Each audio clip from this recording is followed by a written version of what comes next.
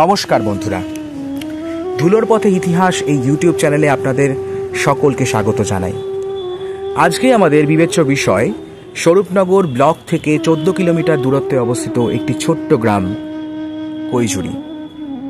এবং সেই কৈজুরি গ্রামে গড়ে উঠেছে বিখ্যাত মন্দির কালীকোঠা মন্দির, যে মন্দিরটি প্রাকৃতিকগতভাবে এবং অবস্থানগতভাবে এবং ঐতিহ্যগতভাবে এবং ঐতিহাসিক দিক দিয়েও গুরুত্বপূর্ণ। নিস্তব্ধ সবুজে ঢাকা গ্রাম কৈজুরি। নামটা উচ্চারণ করলেই যেন কানে ভেসে আসে ঢাকের আওয়াজ, ধূপের গন্ধে ভেসে যায় বাতাস। সেই গ্রামে মোড়ে মোড়ে কালী পুজো অনুষ্ঠিত হয়। প্রতিটি প্রদীপ যেন আলোয় লেখে ভক্তির কবিতা।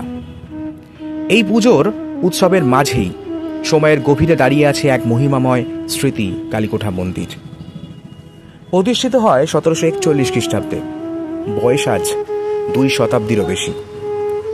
284 বছরের এক প্রাচীন অধ্যায়, যার প্রতিটি ইট সাক্ষী সময়ের। এই মন্দিরটি নির্মাণ করেছিলেন স্বর্গীয় কামদেব সর্দার, এক নিষ্ঠাবান মানুষ, এক ভক্ত হৃদয়। একদিন তিনি গিয়েছিলেন কৃষ্ণনগরের রাজা কৃষ্ণচন্দ্র রায়ের প্রাসাদে, ইতিহাসের এক চেনা নামের ছায়ায়। সেখানে গিয়ে জেগে উঠেছিল তার ইচ্ছে দেবীর পুজোর আয়োজন করা। রাজা বলেছিলেন, দুর্গা পুজো নয়, তুমি বরং কালী পুজো করো। আর সেই পরামর্শ যেন নিয়তি হয়ে ফিরেছিল তার জীবনে।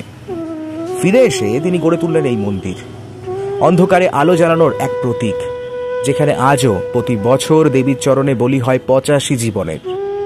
সময়ের মতোই নিরলস এক আনুগত্যে। যদিও কালে রকম ফেরে সর্দারের পদবি আজ সরকার হয়েছে, কিন্তু ইতিহাস বদলায়নি।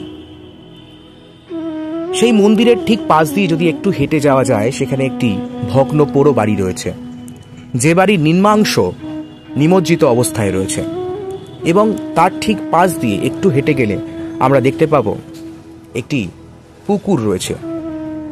সেই পুকুর থেকে ভক্তরা স্নান করে দণ্ডি কাটতে কাটতে মন্দিরে পৌঁছায়। তাদের বিশ্বাস, মা সবার ভালো করবে। সেই বিশ্বাসে ভর করে কয়েক হাজারো হাজারো মানুষ সেখানে উপস্থিত হয় প্রতি বছর। যদি আপনারাও এইরকম একটি মন্দিরে যেতে চান, তাহলে অবশ্যই আপনাদেরকে কৈজুরি গ্রামে আসতে হবে। সেখানে এসে আপনারা কিন্তু এই মন্দির দর্শন করতে পারবেন। তো আজকে এটুকুই রাখছি। আবার আমরা পরের কোনো এপিসোডে দেখা করব, সেখানে আমরা আলোচনা করব। বন্ধুরা, ইতিহাসের এই পথে যদি হেঁটে ভালো লাগে, একটু ভালোবাসা দিন, লাইক আর সাবস্ক্রাইবের রূপে। বেল আইকনের মৃদু ধ্বনি যেন পৌঁছে দেয় পরের গল্পের আহ্বান আপনার কানে। সঙ্গে থাকুন, জানুন, খুঁজে নিন ধুলোর পথে লুকানো ইতিহাস।